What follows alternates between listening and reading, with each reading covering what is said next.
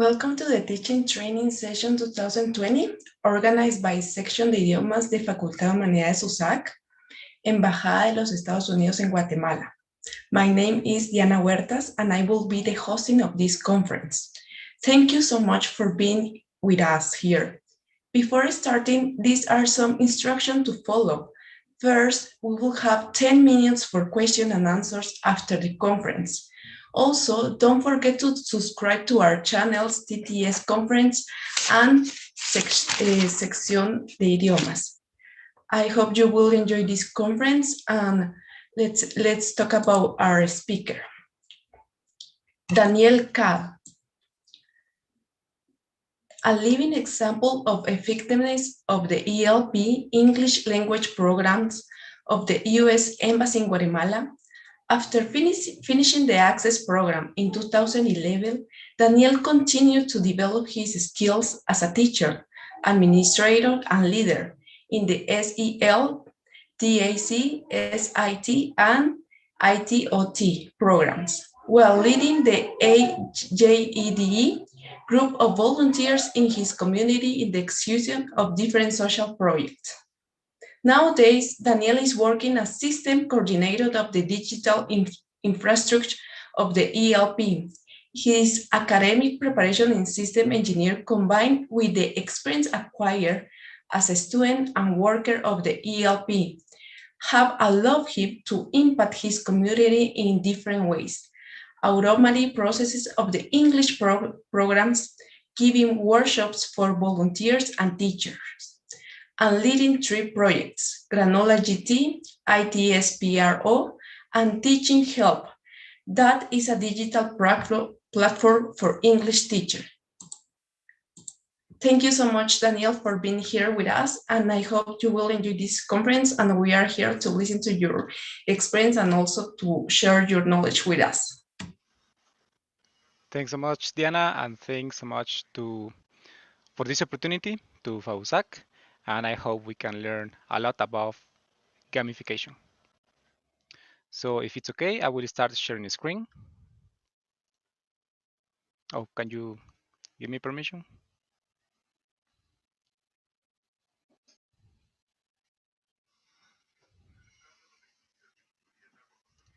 Thank you.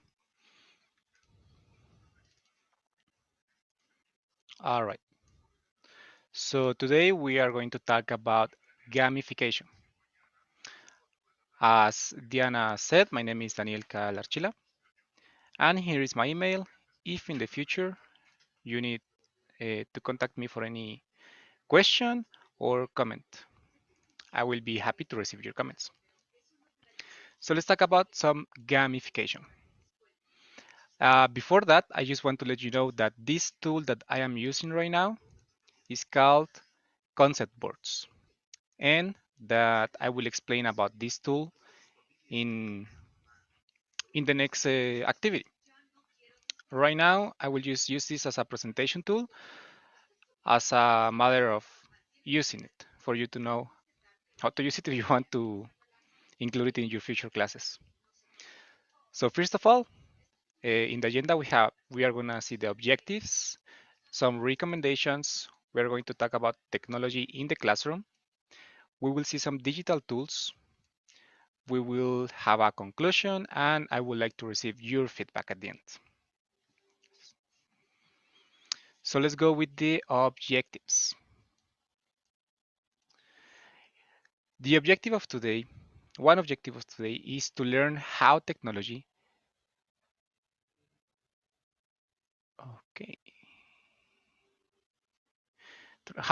can help me to be a better job, can help me to do a better job as a teacher, to learn about different digital tools, to share knowledge, and to learn from other teachers. And Diana, can you help me checking if everything is going okay in YouTube? I think it's looking kind of weird.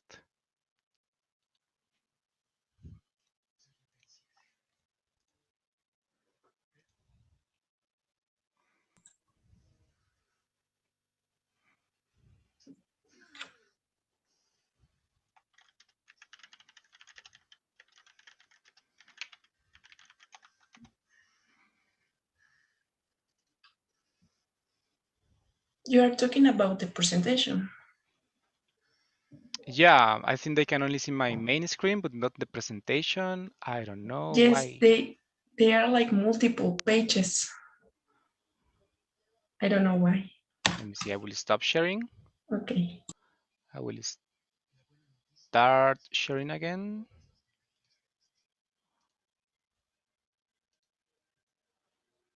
And that should be all. Mhm. Can you see my screen now? Yes, now it's perfect. Okay. Sorry for that. And let's go again. So here is my email if you want to contact me. The agenda of today is to talk about the objectives. Then we're going to see some recommendations, technology in the classroom. We're going to see some digital tools. We will have a conclusion, and then I would like to receive your feedback. So the objectives are to learn how technology can help me do a better job as a teacher, to learn about different digital tools, to share knowledge, and to learn from other teachers. So I am here not to I am not here as someone that knows everything about digital tools because the technology field is so wide that every day there are new tools that we can use. So for sure, I don't know everything. Even I consider you know more tools than me, but I will share about what I know and from my experience. Um, some recommendations before we start is that if you have a cell phone uh, that you can use to do some activities during these workshops, that will be great. But if you are using your cell phone to watch this workshop, it would be better just to pay attention and then to do the activities later. If you have an extra cell phone, that will be great. Also, to get close to your router so your internet connection is good. You can take some notes, but remember that this session will be recorded. So if you didn't take note of something, this will stay here in YouTube forever. You can come back and see the whole video again. And please share your knowledge. So with that in mind, let's start. Before we jump to the technology area, let's have some activities. First, I just want to see how many of you guys are in this workshop today. So for that, I will share a link with you, Diana, and could you share it in the chat so that we can receive their answers? Meanwhile that happens, you just have to open that link, guys. I will explain what this is about. This is a disposable chat. Disposable like this kind of material that you use once and you don't want to use it again, so you just dispose it. A disposable chat is a tool that you can use to communicate with your teachers or with your participants, sorry, with your students. But you don't have to share your emails or you don't have to share your phone number. You can only use this chat for an activity and then leave it. And it's a good option to use because sometimes as teachers, we don't want to um, our students to get our private phone numbers or to get our private emails or to have a personal communication with them. We just want to have a teacher-student communication, and this chat is useful. So in this chat, I will want you to answer what digital tools do you use in your classes? Let's see. So we have here Marielos, Marina, Carla Morales. So let's say hello guys. What digital tools do you use in your classes? Let's see what they answer. Hello, Eli Jimenez, Isham Eki, Leslie, Alina. So Marina says that she uses Canva. Isha Megui uses Wow. I don't know what's that. Let's Google that. No, that was just an expression, I think. Okay. Marina uses Menti. I have heard about it, but I have not used it. Hemi, Hemi Renoch uses a lot of tools. She uses Kahoot. That's a good one. Quizzes is a. I prefer Quizzes than Kahoot. Quizlet. That's good. Canva and Genially. We're gonna talk about Genially. Great, Jemi Renoch.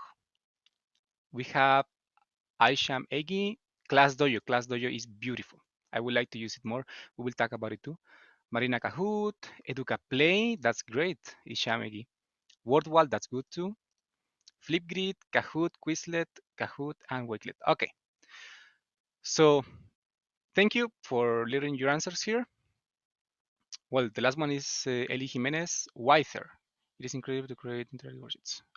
Wyther, let's Google Wyther because I don't know it. Interactive worksheets.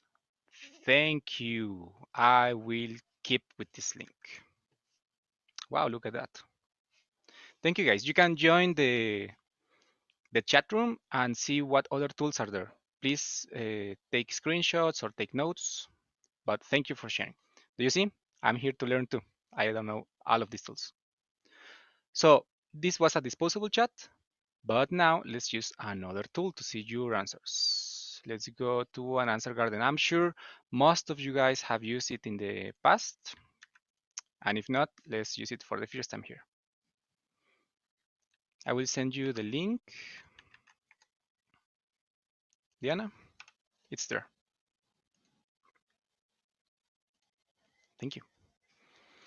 So again, what digital tools do you use for your classes? Let's see what digital tool is the most used.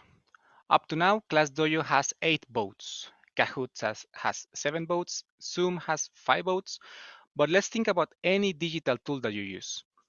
Not only for to play games or to create games or to do assessments, but anything that is related to technology that you use for your classes. It can be also Google Sheets or Google Forms. Up to now, it's the same. Let's see how many votes. We have also ThinkLink, Flipgrid, Wiser.me. That's good. Let's see if it changes. ClassDojo keeps in 8. Quizzes.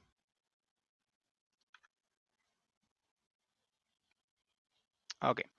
So as a matter of example, again, I am using these tools to demonstrate what you can do with your students. This doesn't have to be about this topic. In your class, you can implement it if you are talking about any other topic, for example, colors, or you want to do a poll about what color of the class they have to be, or you are choosing the president of the class and you want students to enter their names. It's up to your creativity. You can use these tools for any uh, activity that you want in your class. We have some new ones here. Duolingo, Edmodo increase a little bit. Duolingo is good too. Jigsaw Planet, I have not heard of it. And I think that Class Dojo was the most voted, and Kahoot and Zoom. This had votes of the last workshop that I give about gamification, so I think that's why. But the example was there. Thank you guys for voting. I will check it later. All right. After that fast icebreaker, let's go to technology. So what do you think, that technology is good or bad? For the ones that are in the chat, I would like to hear from you, or in the comments of the YouTube video. Do you think that technology is good or bad? There are many people that say that technology has many negative aspects, and there are some people that say that technology has some good aspects. But what's your personal opinion?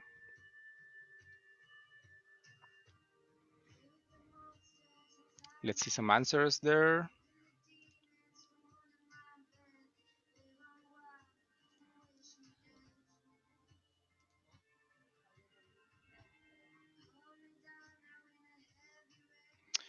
Okay, Maureen Larena says that technology is good. Marina Cifuentes, thank you for answering. It's good if you use it wisely. Thank you, and I think that's a point. Paulo Judith says it's good. Kimberly Johanna Portillo says it's good. Hmm. Jamie Renoch in the chat says that I think that depends of the use that we give it. As teachers, we have to use it in a wise way. That's right. We have Alina Osorio Sanabria. It will always depend on how you use it. All right, guys, you nail it. Technology is good as long as you use it wisely. We have another comment there that says some people just cannot stop using technology. Yep, you can develop addiction to technology. Erika Aguilar says technology is good and beneficial during online teaching, but it can also be quite bad when we use it wrong. That's right. Hi, Jorge Cheng. That's right. We, of course, can have some benefits of using technology, but if we use it in a bad way, if you use it only for gaming, if you use it only for watching YouTube videos the whole day, if you use it only for chatting the whole day, well, you can invest a lot of your time there and you will have no benefits. But during this pandemic, we as teachers have seen that without technology, it will have been so hard to teach our students now. So yes, it has some benefits. We have to use it wisely. There are some benefits. It improves engagement. Why it improves engagement? During this decade, students have been in an environment where technology is managing the entertainment. So most of the entertainment that they experience is through technology. So they relate technology with entertainment. That's why they get engaged. Students learn useful life skills.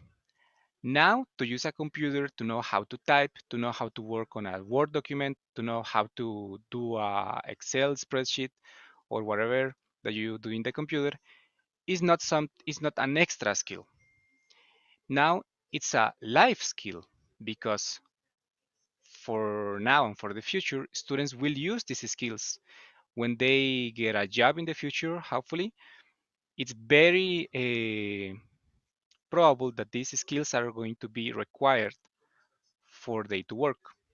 That's why it's a good thing to use technology in your classes because you are helping them take these skills that will be beneficial for them in the future. It opens different ways of communication. We cannot only communicate by speaking or writing letters, but we can also use chats, disposable chats, as we saw, or we can use many different ways to communicate. We can use even a Word document, sorry, a Google document to communicate. And finally, it provides a large source of information. In the past, maybe you remember that to do an investigation of your school, you had to go to the library or you have to ask older people about a topic and you had to do your own research and you have to do get some papers, magazines, the prensa diario to see what's going on with that topic and do your own research. Right now, you can just write those words in Google or in any other search engine, for example, DuckDuck or any other, and you will find thousands of papers about that topic. So it provides a large source of information. Of course, you have to be careful with that too. But yes, it has some benefits. Benefits. So the real question is, am I using technology for good or for bad? Honest question. Do you think you are using technology for good things or for bad things? Like most of the time, what are you doing with technology? Are you using technology to work, to study, or to have entertainment? Most of the time. Commonly, when you are in your cell phone, commonly when you are in your computer, what are you doing most of the time? Working, studying, or chatting, or watching videos or just spending your time. So if you are doing that, what about your students? If you are not using technology correctly, you cannot expect your students to use it correctly. You have to have that experience first in order to ask them to use it correctly and teach them how to use it correctly. So that's food for thought. Talking about digital tools, we have many thousands of tools. Every day, as I said before, uh, you there are new technologies that come up. I am studying systems engineering, and the topics that I saw last year are like overpassed by new topics this year. The technologies every year are increasing enormously. But here are some of the tools that for digital tools for teaching. So we have games, we have organization and collaboration tools, we have English practices tools, assessment and surveys, and thousand more. But these are some that we are going to see today.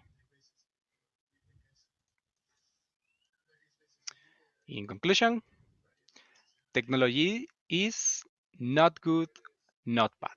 Technology is just the most powerful tool, well, the second most powerful tool that you have to influence in your students. The first one is education, then comes technology. Imagine if you use them for the same objective, you will for sure change the life of your students. So technology is not good, technology is not bad, technology is just a powerful tool that you can use. Be careful how you use it, but it's not good, not bad, it's just a tool. All right, now let's talk about the topic that has us here today, gamification. Sorry that this part is going to be in Spanish, but I took it from my thesis of last year and it was in Spanish. So gamification attacks one problem directly, and the problem is motivation. What's the motivation that your students have when they connect to your classes? That they will just pass the exam, that they will see their friends, that they will have another class again. What's their motivation? What motivates them to connect to your classes? There are intrinsic motivations and extrinsic motivations. When we talk about the intrinsic motivations, we talk about sense of achievement, curiosity, interest, and pride. And when we talk about extrinsic motivation, we talk about things that are outside, things that are like money, grades, praise, career, exams. But motivation helps you getting these two motivations together. You will see why. When we apply a gamification, we apply the PBL. PBL. In Spanish, it's called the Triada de la Gamificación. It stands for points, badges, and leaderboards. And why specifically these three? Let's see. When you provide with points to your students for doing something, you are helping them with their intrinsic motivation. You are helping them see that they are better not only of the rest, but better than themselves. When you give them something to, for example, points in an exam, or if they are not late in a class, or if they connected the first, or if they participated more times and you give them points, you are going to motivate them to do it again and again and again. We use badges too. Badges are these little things that you have you seen scouts? They have like a badge because they know how to do something, or the officers, they have a badge that represents that they know how to do something. That's the same in gamification. You can provide your student with a badge, with a little digital badge that says that they are the most punctual student in the bimester, or a badge that says that they are the most participative students of the week, or I don't know, any badge. Then we have leaderboards. Leaderboards help students see where they are and how they are doing by putting here the points and the students. It helps them, uh, it helps to motivate them to do not only better than themselves, but better than the others. And that's because we as humans, we need to have a relationship with other humans. If in a case you only have one student in one class in a class and you provide him with points and you do a leaderboard, there will be no case for that because he has no one to compete with. That will depend totally on what he thinks personally, but it will be more engaging if there are more people to compete with for these points. And this is a human thing. It's not that the student wants it. This is a human thing. We are competitive by nature. So remember, PBL. And let's go to video games now. How much time do you think that students play video games in a normal day? Let's have teenagers. How much time do you think that teenagers play video games in a day? Let's see some answers here. I will write the question and I will wait for your answers.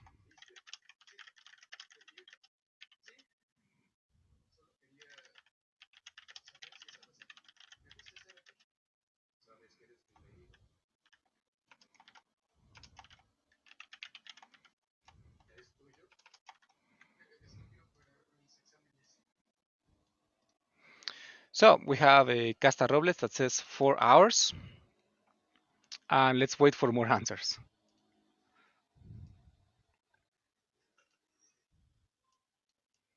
Okay. Then we have some necessities of formation. If you want someone to learn something, you have to apply these three. The first one is autonomy. If you learn something and you feel that you can do it by yourself and you need no help of someone, then you did your first step in learning this topic. Of course, there has to be a process, right? You have to feel that you can do it. You have to feel that you are actually capable of.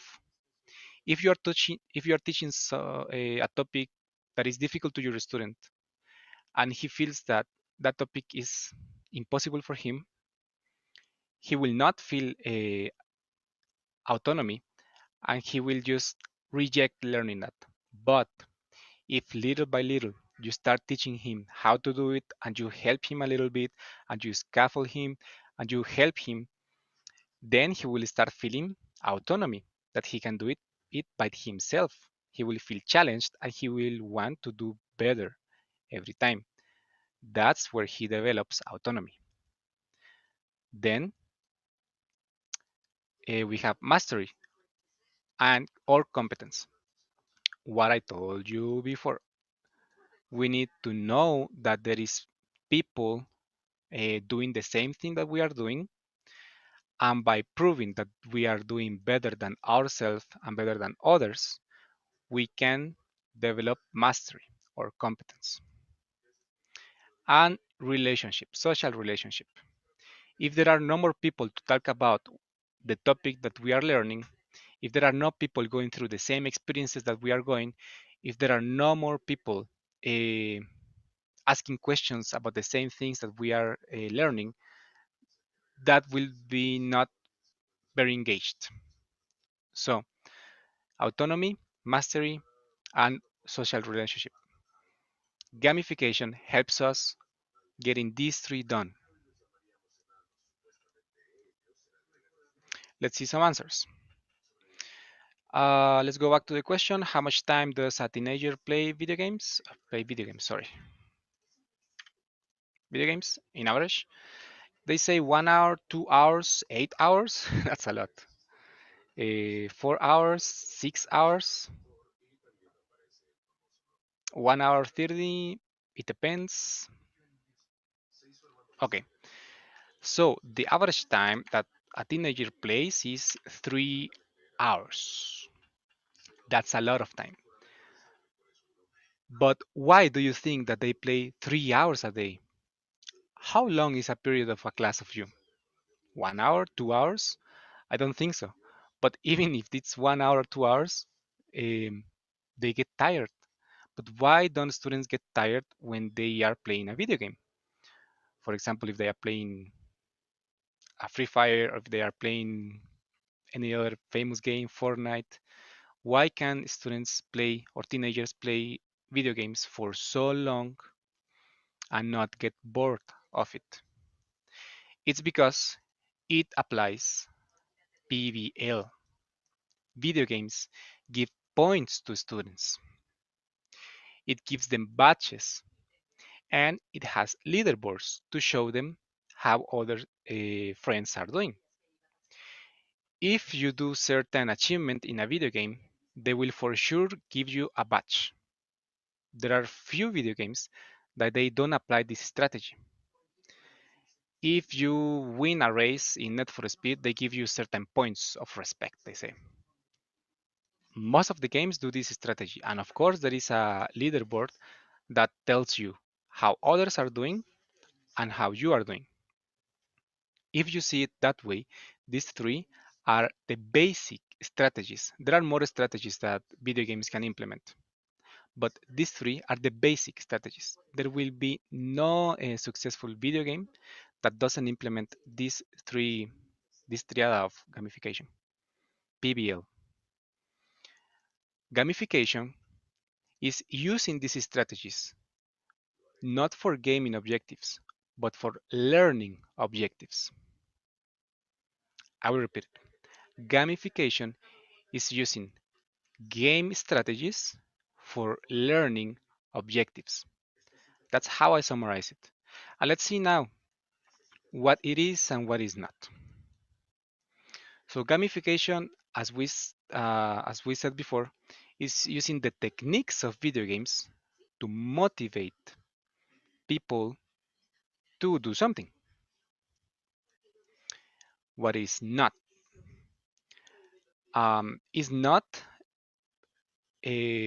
aprendizaje basado en juegos, game-based learning, GBL, is not game-based learning and is not serious games. Game-based learning is when you um, use a game, an actual game, to teach a topic. For example, that happens most of the time in physical education. In physical education, when students have to learn how to shoot a ball in soccer, what they do? They shoot the ball and they can play a match. That's a game-based learning because they are playing and they are learning at the same time. But that's not gamification. Let's remember that for gamification, you don't necessarily have to play. Sometimes you can play, but the basic things that you have to do is to give points, to have a leaderboard, and to give badges. You don't have to play to do gamification. If you want, you can play.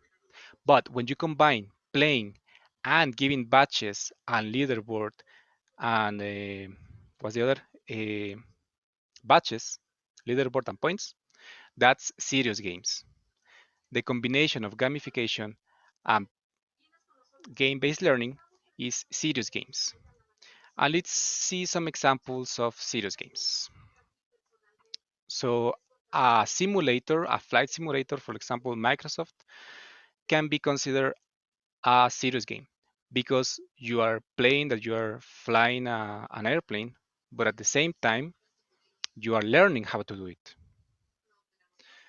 Tilt Factor Laboratory, a force more powerful, Darfus and Dine, Peacemaker, War Without Oil, Folded, IBM City One, And personally, I think that Age of Empires, Age of Mythology, and Civilization are serious games because you learn about history while playing it. So these are very fun games. Depending on your likes and what you like about video games, you can say that they are boring or you can say that they are awesome. But I consider these games are good because at the same time that you are learning about history, for example, you are playing with it. So that's good. But those are serious games. We are not here for serious games. We are here for gamification, using the strategies, the techniques of games. Where does gamification apply? Gamification doesn't apply only for teaching, it applies also for your family. How your family? For example, have you seen when you, for example, when you were a baby and your parents wanted you to eat, they will do the airplane, and there comes the airplane, or the train, or if you do something good, they give you permission to go out with your friends, or if you finish your homeworks, then you have a permission to watch TV 1 hour more. That's giving points or that's giving badges to you. You can apply it with your family.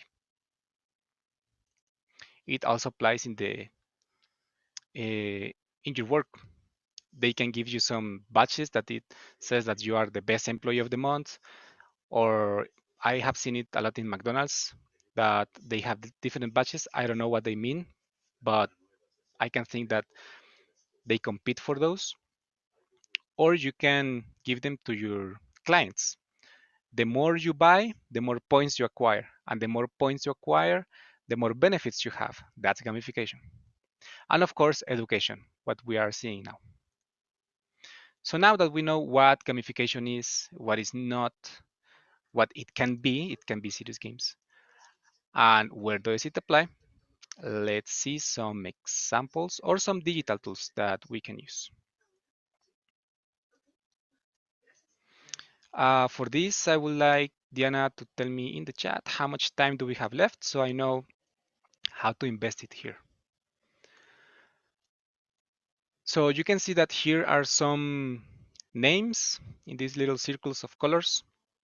And what these are, uh, they are digital tools. You can use these digital tools for your work or for your educational objectives. And I have them separately for organization tools or communication tools. Then with these tools, quizzes and Jeopardy, you can do assessments or quizzes. Also, these two are for polls or assessments, Pollmaker, Answer Garden, Google Forms, or Quizlet. Then we have some English learning tools. We have Youglish, Duolingo Schools, Lyrics Training, 5 Picks One Story. These are only for English learning. Then we have a classtools.net, ProProfs, and education.com.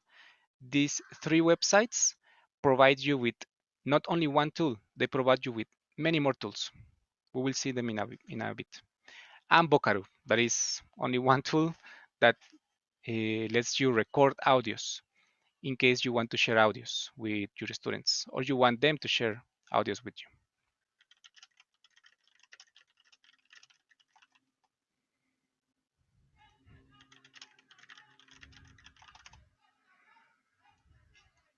Okay, so let's start with concept board. Concept board is this tool that you are seeing right now. This is a collaboration tool that you can use with your students. The awesome thing is that you can share the link of this board with your students and they can come here and participate in the same board. They can, for example, take this here, this there. They can write paragraphs. They can take notes. They can do whatever their imagination permits them. But not only there, you can also add templates. For example, I have a smart goal here. There it is. Thank you, Diana. We have this template. I didn't create it. I just drag and drop. And if you want to have a collaboration activity with your students, you can just send them the link of this board and they can be working all together in this activity here. I will try doing this right now. Diana, I will share this link with you and I will want you to share it with them, please. So I will wait for you here, guys, in the smart part. And I will want you to write your name. For that, you will have to click in the text icon and write your name like this. This concept board tool has a limit. I think it's 50 or 35, I'm not sure. But let's see what happens if, well, we are 68 up now. So I think it can work.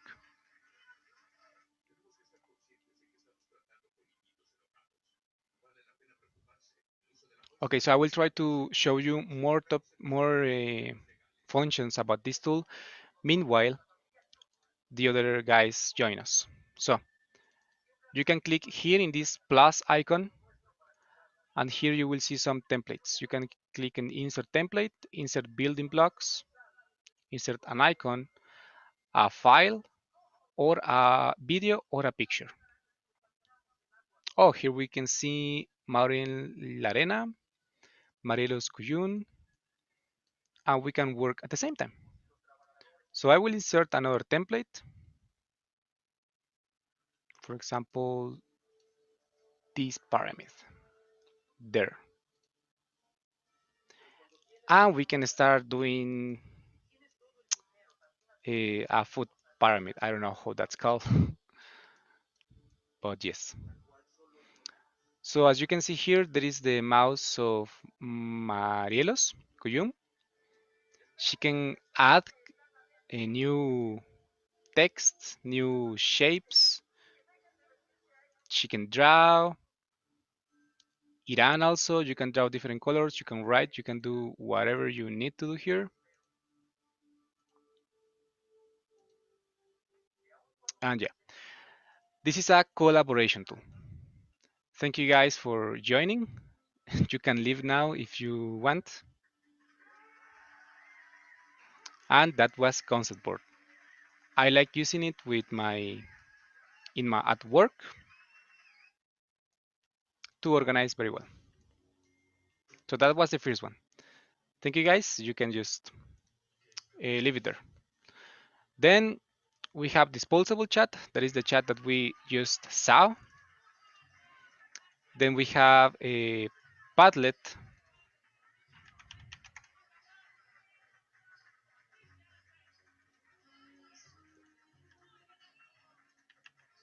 Wait, it didn't open.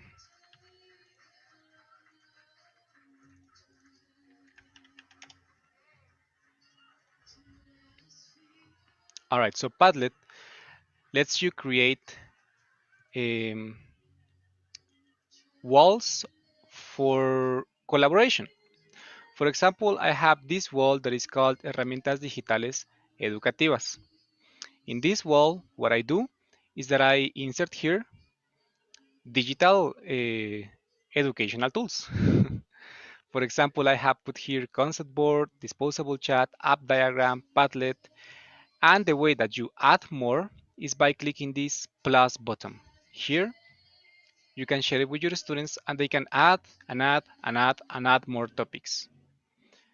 I am the administrator of this Padlet, so I had to accept what will come in. I can leave it open if I want, but I prefer to have it closed, so I have to check what people put there. I will share the link of this Padlet with you. It's in my website because here you can find the tools that I will share with you. And if you want, you can collaborate. You can share me some digital tools to make that a bigger Padlet. So please Diana, if you can share it with them.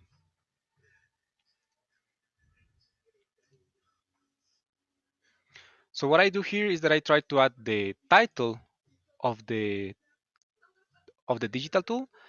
I try to add a description of it and a tag that, for example, it says gratuito, murales, planificación, ideas, gestión.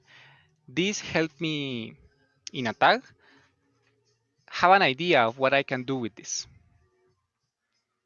And of course, the link of the tool. So for example, I have here disposable chat. It says it's a disposable chat for free that it doesn't require you to open an account. So you click in here and it will open the disposable chat. I have a Phone Retro. It says aplicación de planificación y colaboración que permite a los equipos planificar y eh, rastrear y administrar ideas de manera efectiva. So you open here and there is Phone Retro, Easy Retro, sorry. I have to change that name. Class Dojo that some of you voted for, that's a good tool. And if you want to give more, you can click here. Okay, so that was Padlet. This tool here is Padlet, and you can use it for any objective that you want. But these are murals that your students can do votings, or they can create their own mural, or they can do a timeline. From now on, I think I will not have time to present all of this, but I will really like to know what other topics you would like to see. So if you have one of these that you would like to learn more about, please let me know in the chat, in the comments, or in the disposable chat. I will leave this here and I will have the chat open to see if you want to learn about some specific, or if not, I have some great ones to share with you about gamification always.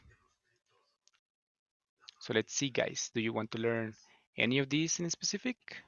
Or we can just keep on going to the ones that I am excited to share about.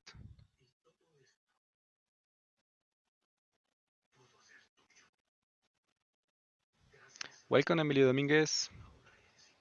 Welcome, Nancy Ramirez.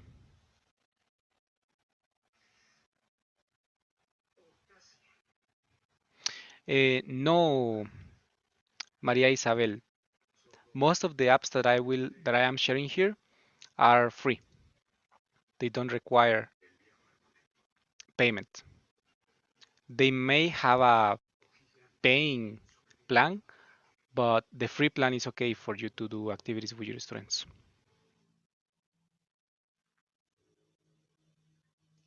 Okay, if we don't have any special tool that you would like to learn about, I will go to the next one.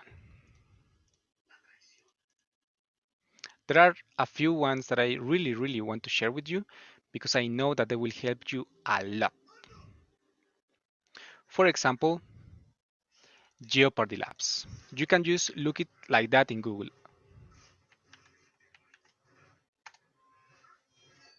Jeopardy Labs. In Jeopardy Labs, you can do Jeopardy games. You can create your own game or you can find a game. I will not create one because it will take me a lot of time. Well, not a lot, it will take me like 5 minutes, but I want to invest those 5 minutes in explaining how to use it. So let's play one of, I don't know, fruits. Yeah.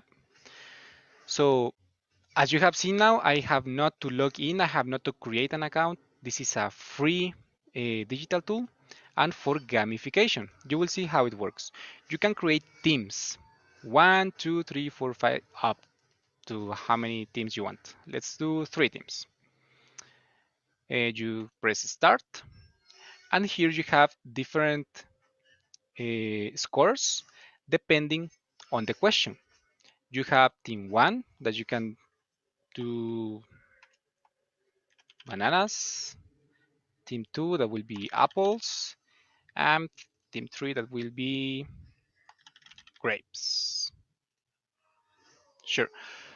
So let's say that bananas group decided to vote for 300, and they have to guess the name of that. What do you think that is? To see the answer, you can click in spacebar or you can press the spacebar. Potatoes. If they answer correctly, you give them the score here. That was 300. If they didn't answer correctly, you just leave it like that and you go to the next one. You can press escape or click in there. That question is not available anymore, so the color changes. Let's go with group of apples.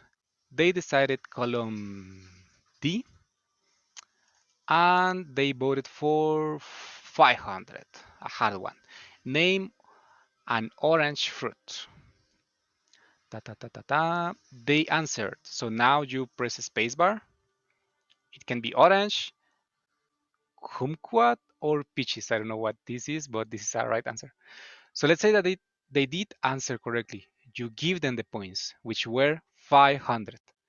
Okay, then you continue with the next one. Grapes, they decided column C. They voted for 400. What is that? It can be a question or a picture. In this case, we have a picture there. That's more visual. But you could also have a question, like the last one. So let's see what they answer. Pumpkin. They answer correctly, so you give them the points, 400, and you continue like that the game. As you can see, we are giving points to students, and this here can be considered our leaderboard. You can take this after to your own grading sheet or to another system that you have to track their points. And when the game finishes, you can give them a badge. But this is one tool that I really recommend for gamification because it applies points and leaderboard. When the game finishes, you can give them a badge, but that's up to you. The application doesn't do that. So that's the first one. Mhm. Okay, let's go with the next one.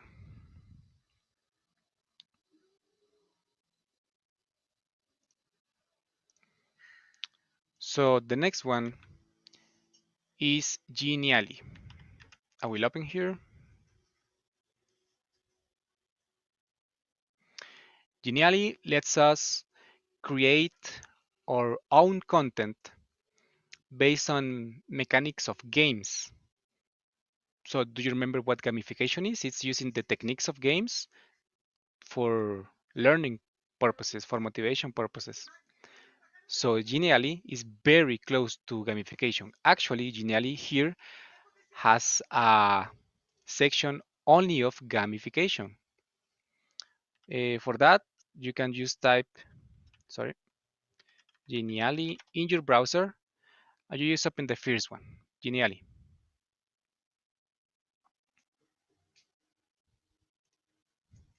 Here in Genially, to create content, you have to create your account. I have my account here created, and this is my only Genially that I have. But to create more, you can go to Crear Genially or Create Genially if you have it in English. Then it gives you what content you want to create. And as I told you, it has a gamification section. So let's go to gamification. Video presentations are cool. Interactive images are good too. Infographics too. But for gamification, we have some tools, some specific tools, which are these. For gamification, you have a lot of quizzes. These are quizzes that other people has done. If you create yours, it can be here too. But the ones that have the star are paid. You have to have a paid plan to use them. The ones that don't have a star are for free. You can use them. So let's, for example, see this quiz image. I have never played before, but let's see what it says. Observa bien la imagen, habrá 5 preguntas. Okay, let's see the picture there. You take your time to analyze the picture and you click in start. This Lorem Ipsum is used to fill text. So here you can add your own question. For example, what color was the pen? ¿De qué color era el lápiz o lapicero? So A, B, or C. Rojo, blanco, negro. The correct one is A. So there you put white. And it gives a student a point. Then the second question, again, as it's modifiable, you can modify it and you can write your own question here and you can write your own answers here. So the right one is this. And like that, you continue. Let's finish the game. Correct. And correct. And incorrect. All right, and that's the game. Then you can ask your students to send a screenshot of it, or if you have an account, you can receive the answers. So that's one that you can modify. When you click on this hand, this says mostrar elementos interactivos. It shows you where you can click. For example, you can click here. These are social links. You can click here. Let's see where else you can click. And here. Okay. Let's see another quiz. It says quiz Marte. No, that's not because it has a star. Let's see.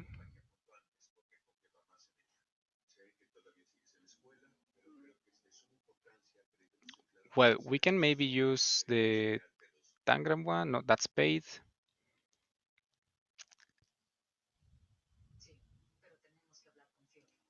True or false? That seems cool. So you enter true or false, and it says, again, if you click there, it shows you where you can click. So we have to click there. La memoria de los peces dura unos pocos segundos. True or false? I say true. It says false. Los peces tienen una memoria a largo plazo. That's interesting. So you see the dynamic here, they are using these techniques because it will be very different to send them a paper of 5 paragraphs or 6 paragraphs to read, where you can send them an activity like this for they to learn. It has dynamics of games for the same purposes that a paper will have, but it's more engaging. Okay, so those are the quizzes. They have games too, and in games you have a big variety. For example, you can have this, and you can modify it as you want. So there are the players. You can throw the dice. It gave you 4. So you move this student 1, 2, 3, 4. And remember, if you click here, you can see where you can click. So these little spaces here, they can have instructions or a question that they have to answer or any other instruction that you want to put here. Right now it has lorem ipsum, but that means that you can change it. And then you throw the dice again, and you will have 6. So 1, 2, 3, 4, 5, 6. Or I think it's 6 and 4. So this student now has to do this activity, right? So that can be a question or whatever. And yeah, that's genially. You can have different variety of games. Of course, that's not the only game you can have. For example, you can have a Tocado y Hundido, that's Battleship. You put your ships here. And I wonder how they apply learning here because I am not sure how, but let's see. I have never played this before. I don't know where to click. Okay, I have to click here. Sure.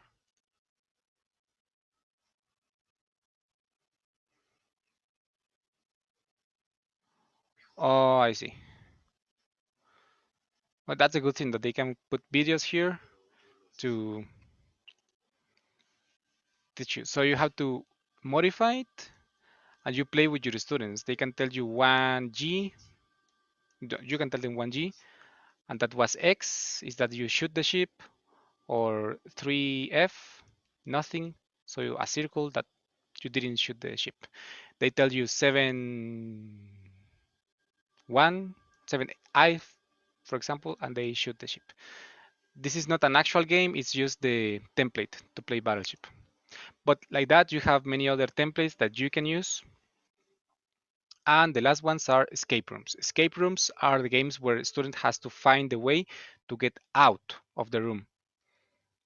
For example, save the planet.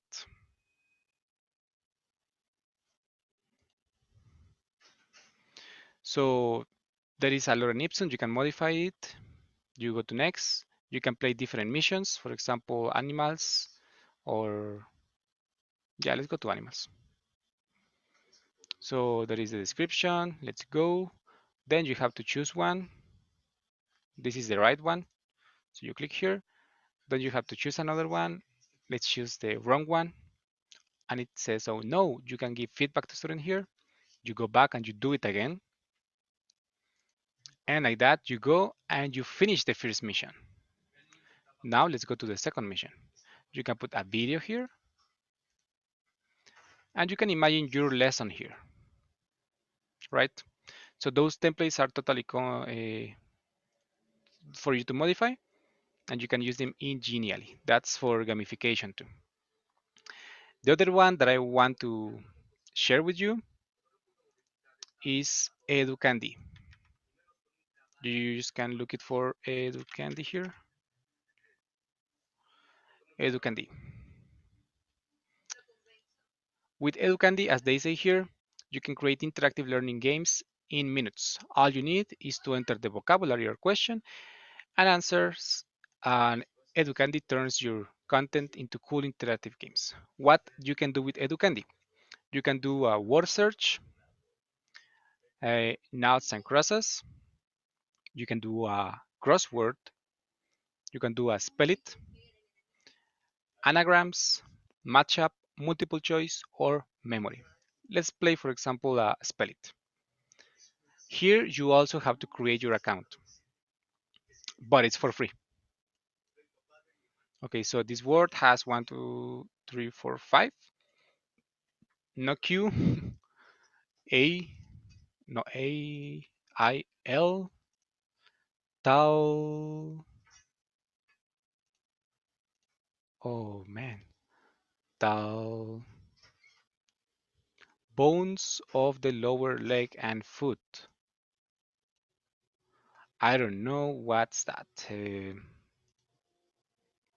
don't know what's the bone of the lower leg. Oh, guys, sorry, but my knowledge about this topic is very low. Talus. I didn't know about that. Sorry.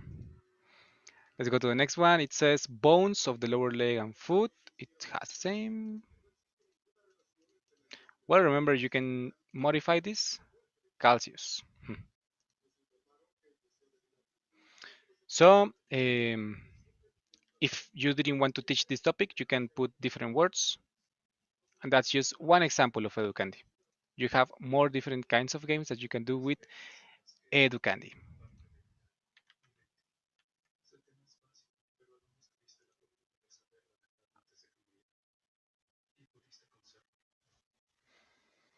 It says here, do you have some apps that we can use in preschool? I think that you can use different apps as long as you go with your students. I will not recommend you to leave them alone playing, but if you are teaching not synchronically, you can teach them how to use them, just like I am doing now here in the sharing screen. You can show them what to click, where to click it, and I think most of these games or activities can be used there. I will show you.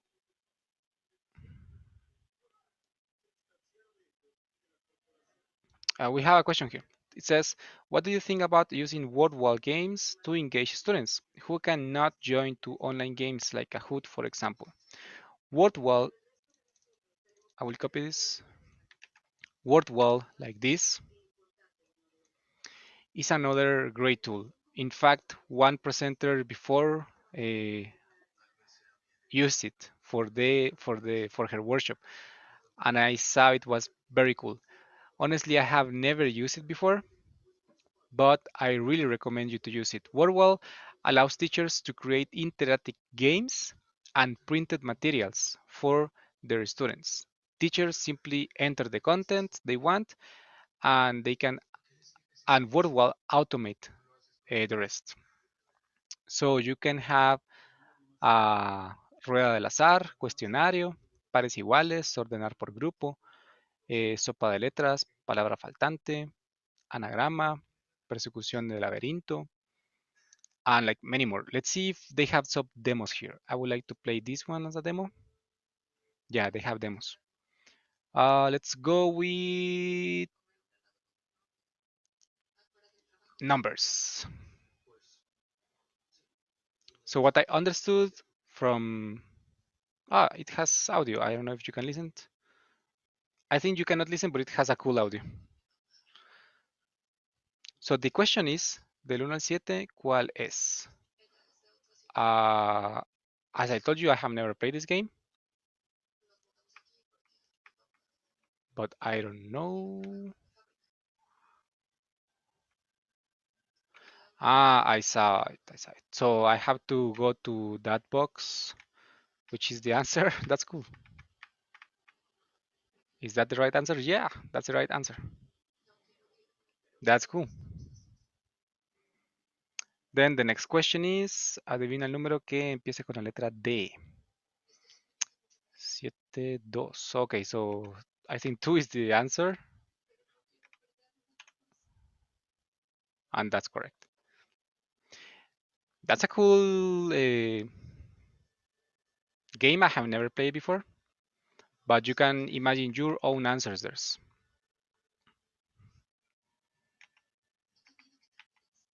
Of course, it has game dynamics. It is giving me points. I don't know if it will give me a badge when I finish or if it will give me a leaderboard. But if not, you as the teacher, you can give your own badges and you can create your own leaderboard. That's the wrong answer. And it lets me play again and I will lose. Yeah. So Wordwall is cool. Yeah.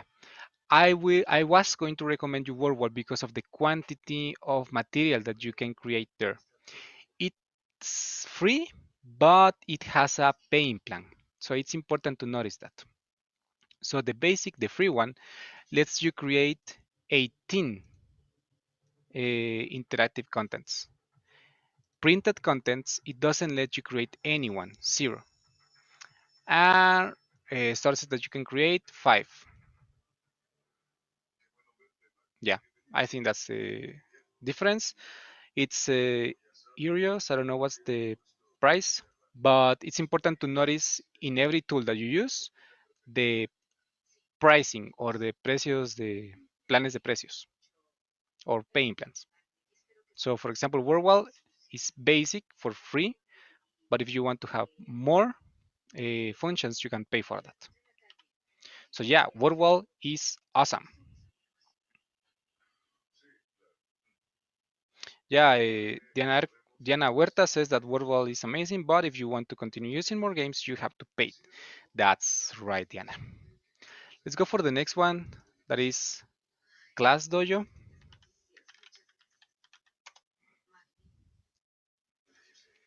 I would like to read from you guys. Have you used Class Dojo before?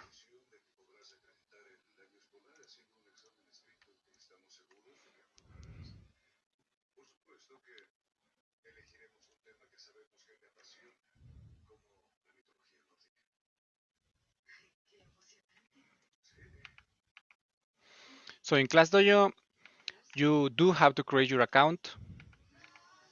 You should have an account for only for your teaching tools. I will do that. Class Dojo lets you interact with your students um,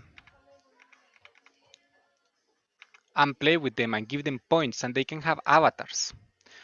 So here you can see the avatars of this teacher. That's his class. And you can give them feedback. You can say participar en clase, so you give them a point, sentarse bien, trabajando duro, and you give them a point. Or you can give a negative feedback, hablando fuera de clase, doesn't follow instructions, etc. So you can give them feedback, right? That's giving points. That's points of the PBL. So that's one function that you can do in ClassDojo.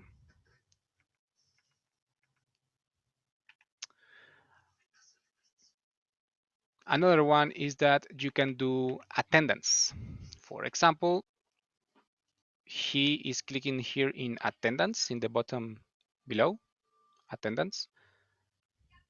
Then he clicks the students that are present that day. So Bradley, Cameron, Hale, no, Hale is not present, Johnny, and Matthew, and save attendance. So those students are present. Then he will give points, again, for hard work. He can take time if you are going to do an activity. And you can change the icon and name of your class.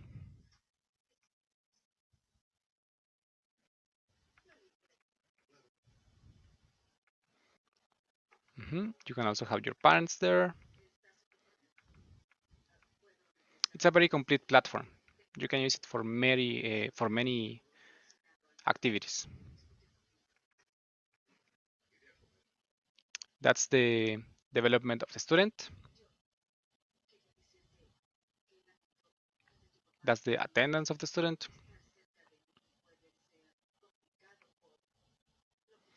This is how you join a class. They can personally see their progress. They can customize their avatar.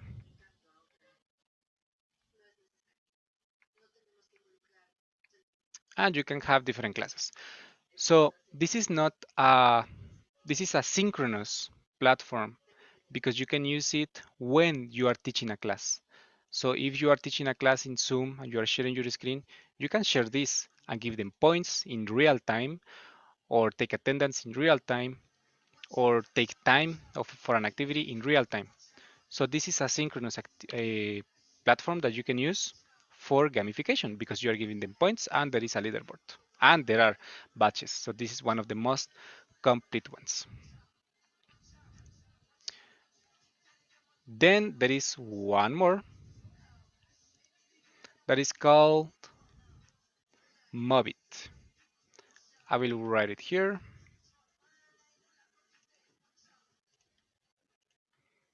Mobit. In Mobit, you can find or create more games.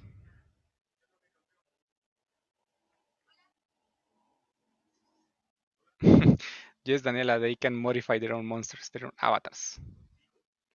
Yes, Mercy, they can modify them. Yeah. So in Mobit, you can find or create your own games. I find it cool because you can actually do gamification in here. Let's remember that for gamification, you don't actually have to play. You only have to provide points, badges, and a leaderboard. And you can do that here. Just give me a moment. How much time? There we go. So let's go with, I don't know. Let's look again for cuidado de medio ambiente. You have to do the description of the game. It says reciclaje, cuidar el agua, reducir emisiones, las 3R y plantar árboles. This is the topic you are going to learn. Keywords. This was published in 2021. And there is a QR if you want to play with your students. So you click in play. And this is an actual game. This is very cool because you can have level 1, 2, 3. Right now you are only seeing level 1, but you can have different levels. So if someday you dreamed about creating your own video game, this is the answer. You can create games here. So look at that. It says el tema reciclaje y ecología. Reducir emisiones, ahorro de agua. Ah, this is like a matching game. Ahorro de agua, ahorro de agua. Yes. Em, ahorro de energía, plantar un árbol, las tres R's, ahorro de energía, plantar un árbol, las tres R's, and reducir emisiones, reducir emisiones. Okay, so I got my objective, and then I will get my point.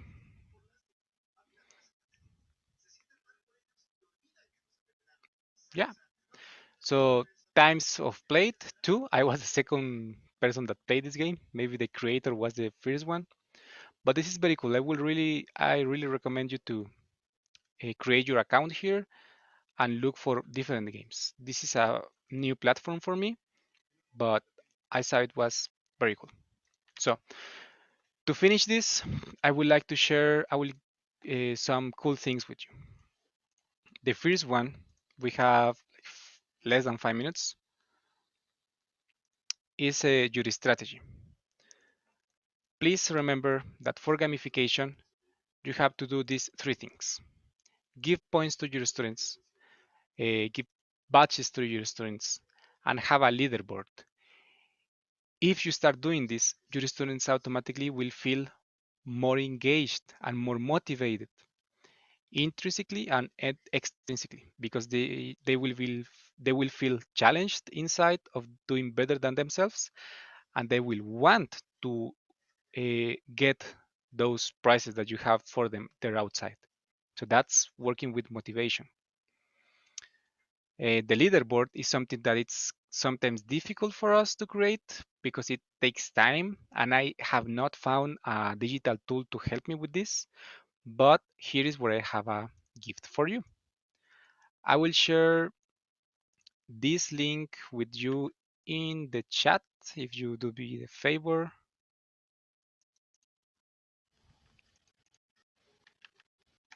There we go.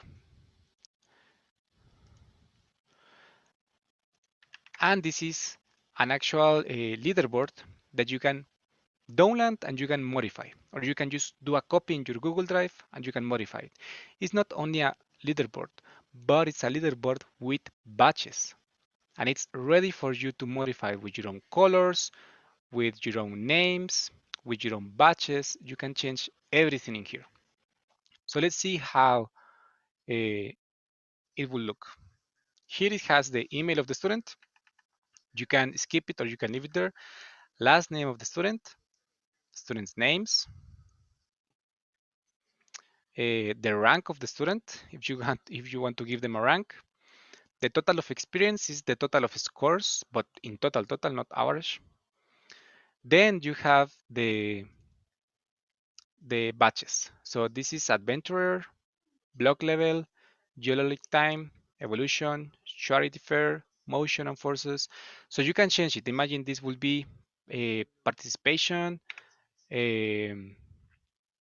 punctuality, best student of the month. I don't know. This can be best 10 scores in the last test that you did, or you can give them their own names.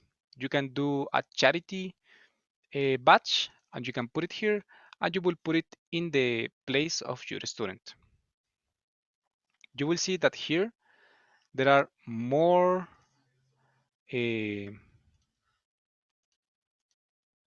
pages. I forgot how to name them. I think there are pages, no? Pages where this is automated.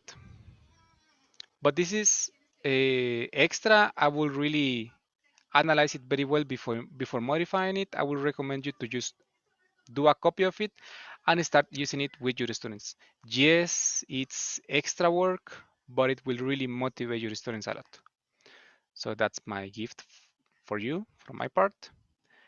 And that will be all, Diana. I think that we can go to the questions part.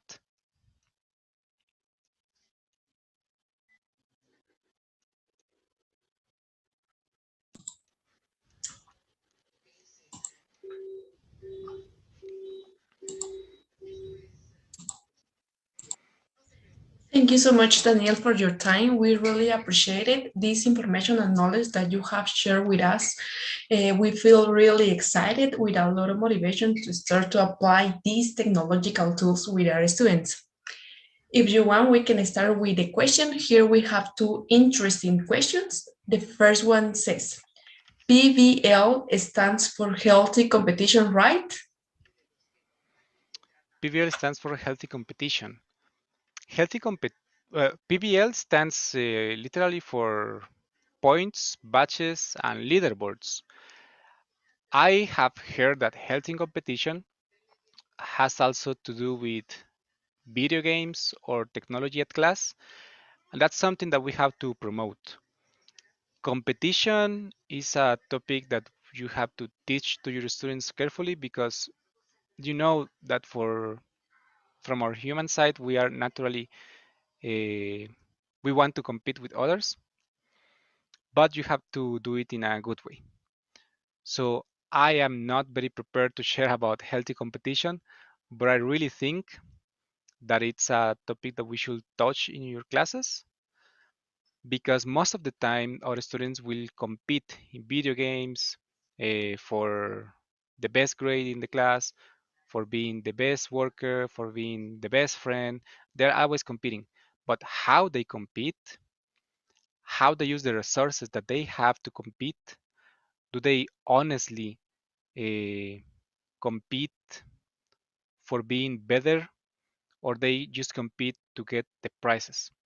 So yes, that's a topic that we should address in our classes, but PBL doesn't stand for healthy competition. PBL stands for points, badges, and leaderboards.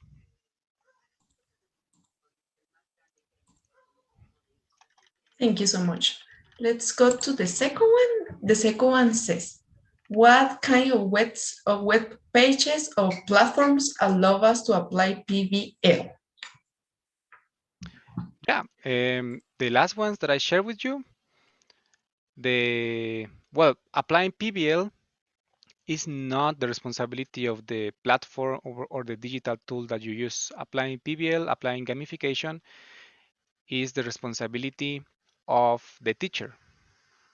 But there are some platforms that help you doing that. For example, the one that I see more complete is Class Dojo, but it's limited because I think it has pricing plans or it doesn't allow you to have more than certain number of students. In that case, you should come up with your own strategies because it will be very difficult that you find a digital tool that will give you all the answers for gamification in your class. That's not how it works. The people that creates those softwares, they they have to be paid for the work that they do. So they cannot work for free forever. So that's why most of the platforms that we are going to see are going to be freemium. That means that they have a free version, but they have a paid version when you want to expand the functions of it. So most of the tools that we saw, I will put them here again if you want to take a screenshot, or you have the link of my website to see them. Most of these you can use them. And remember that you can always use the template that I share with you to do gamification. You can do a similar one or you can use this one. But most of the tools can be used for gamification.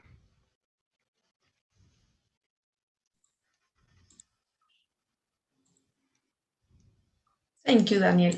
At the beginning, we have just two questions, but we have another two questions. So the third one is there any tool to organize all of these tools together? There are many. There are many tools that do you remember I shared with you collaboration and organizational tools? There are these ones. So what I use, what you are seeing now, is concept board, this one, which is the same application. If I wanted, I could just copy the link of concept board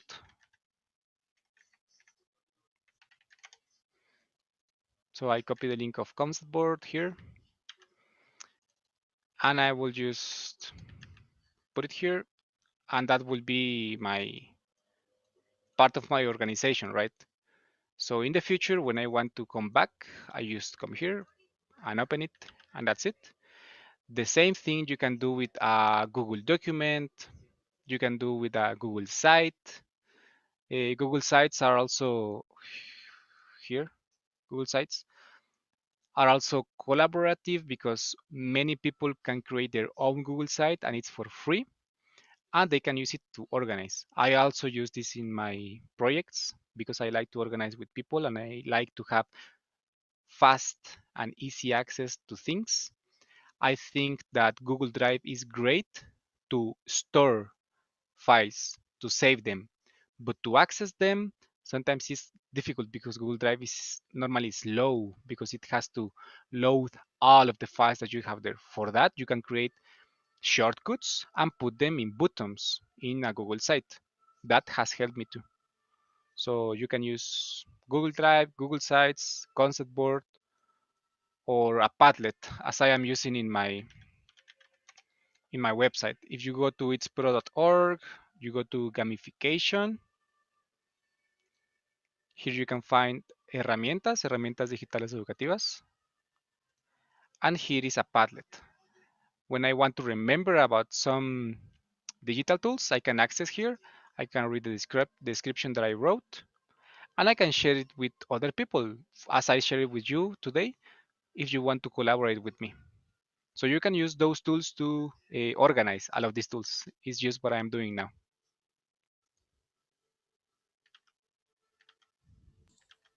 Amazing, Daniel. Let's go to the next question that says, which is the tool you use the most? The tool that I use the most, well, I am not teaching right now, but one tool that I use uh, when I have to organize or to yeah, when I have to organize, it depends on the objective. I will tell you. For organization, I like using Google Sites combined with Google Drive. That's for organization. Padlet, I use it a lot for organization too. Then within quizzes and Jeopardy Labs, I use Jeopardy Labs to motivate a group of youth that I have at church. Sometimes we have done games with this and they have been amazing. So Jeopardy Labs will be the one in this section. Google Forms, I use them a lot. Answer Garden too. Sometimes I need to get votes from my classmates at university because we want to decide on a meeting date. And one people say Monday, another says Friday, another says Wednesday morning, and you can never get a, a common answer. So what I do is that I do a poll. You can go to poll maker,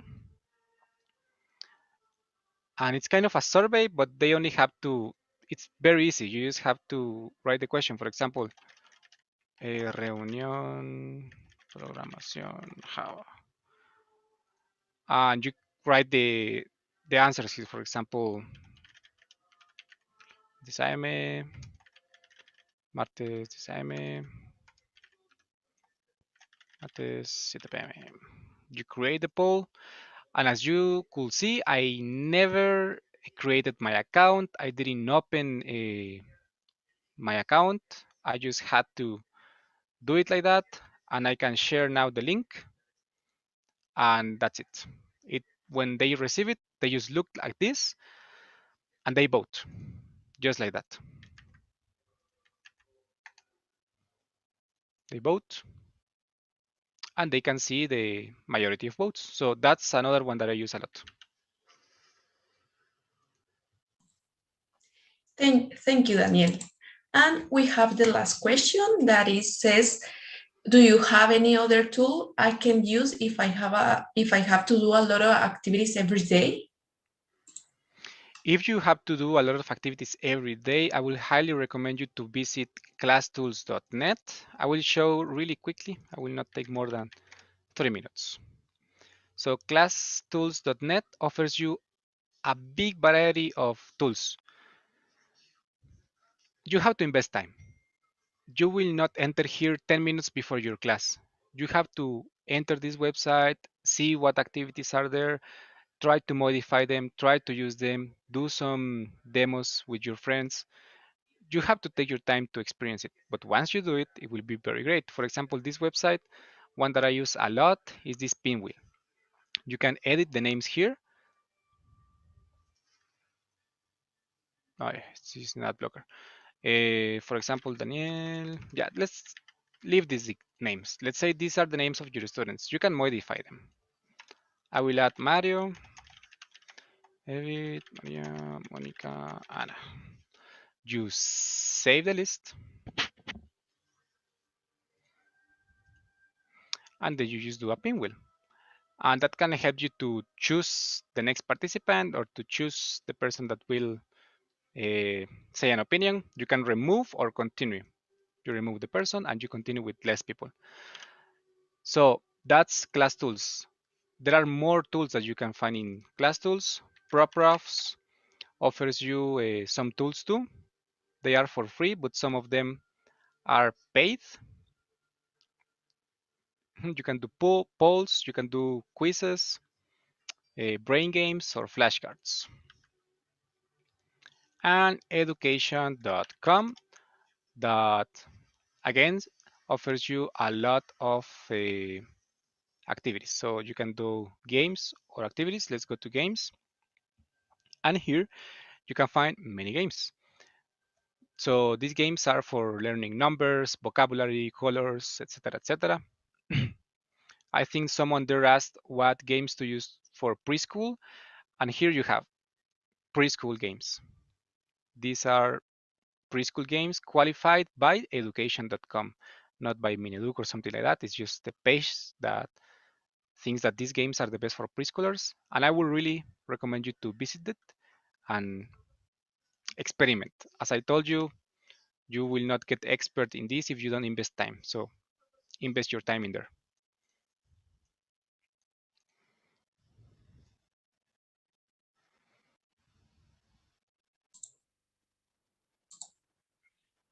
Thank you again. Thank you so much, Daniel, for being here with us, for answering this question. And also, we want to tell you it was an excellent presentation. We really enjoyed it, and we really appreciate everything that you have done today for us. The only thing we want to tell you is we wish you the best, and thank you for everything. And for our dear audience, we want to tell you that tomorrow and on Wednesday, we will continue making this conference. And if you want to continue being there, please subscribe to our YouTube channel that are Idiomas USAC and TTS conference. And also the diplomas will be available on June 12th. And we already shared with you the link to the attendance. Thank you so much for everybody who was here. And I just want to tell you, have a good evening. Thank you. Bye.